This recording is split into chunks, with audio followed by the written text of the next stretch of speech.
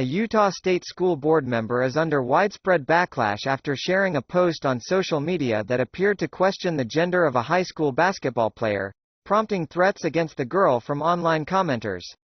Natalie Klein, a conservative member of the Utah State Board of Education, posted on Facebook earlier this week photos of a high school girls basketball team in Salt Lake County and falsely implied that one of the athletes is transgender, writing, "Girls basketball."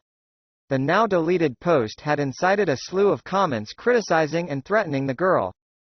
Klein apologized in a statement on Facebook Wednesday, saying her post created a firestorm around one of the players pictured, and led to derogatory comments about the player.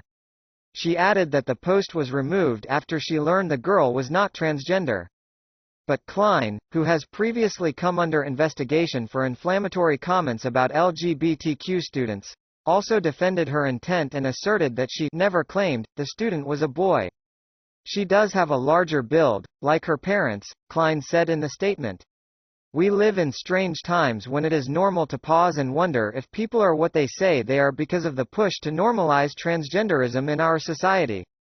Klein has since faced intense criticism from state lawmakers, including Republican Governor Spencer Cox and Lieutenant Governor Deidre Henderson, along with the girl's parents and LGBTQ advocates.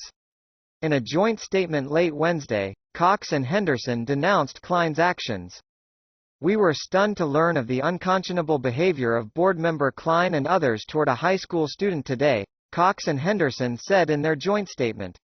"The last thing our children need is an elected official harassing them on social media. Painful to see them struggling." Some LGBTQ youth look to aunts for emotional support, companionship and housing stability.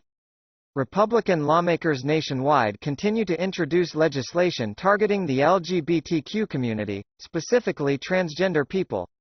Last June, the Human Rights Campaign, the United States' largest gay rights organization, issued a state of emergency over the record number of anti-LGBTQ laws passed across the country. From athletic bans to bathroom restrictions, these bills and the rhetoric around them have increasingly targeted transgender people in Republican-led states.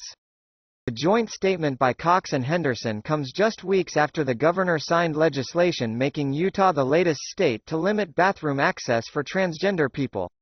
In 2022, the state legislature banned transgender girls from competing in girls' sports teams, which was enacted despite Cox's veto.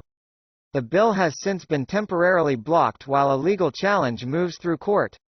On Wednesday, LGBTQ advocacy group Equality Utah said in a statement that Klein's post perpetuates a modern-day witch hunt, where hysterical adults police the bodies of children to determine if they are masculine or feminine enough. "No child, be they straight, gay, or transgender, should be mocked and humiliated by elected officials," the statement added. "When will this end? Now that new bathroom legislation has passed the Utah legislature and been signed by Governor Cox, we are deeply concerned these gender witch hunts will escalate, and harm not only transgender Utahns but any Utahn who does not conform to Natalie Klein's narrow view of gender." Been brewing forever. Historic Methodist rift as part of larger Christian split over LGBTQ issues. In their joint statement, Cox and Henderson said Klein has embarrassed the state, and called on the State Board of Education to take action. Democratic state lawmakers have also called for Klein's resignation, saying they're working with attorneys to initiate impeachment proceedings against her. Although the State Board of Education condemned Klein's actions in a statement Thursday, the board said it has no power or authority to unseat an elected official. Board leadership is very concerned about this post and the harm it has caused to students and families in Utah, according to the statement. "We are deeply saddened by the events that have taken place and will be taking prompt action regarding this matter as determined by the full board." Klein's term ends in November and she has filed to run for re-election. She has not suggested she would resign. The Salt Lake Tribune reported that the girl is now under police protection and the Granite School District has taken steps to ensure her safety. The district's school board will also hold a special meeting Friday to discuss a resolution condemning Klein for targeting one of its students. Contributing: Mark Ramirez and Claire Thornton, USA Today, The Associated Press.